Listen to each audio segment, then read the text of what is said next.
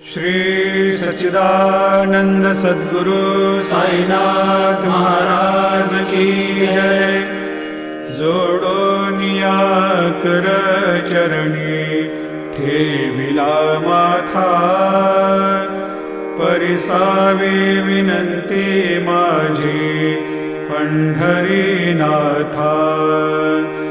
असो नसो भाव आलो तुझिया ठाया, कृपा दृष्टी पाहे मजकडे सद्गुरु राया।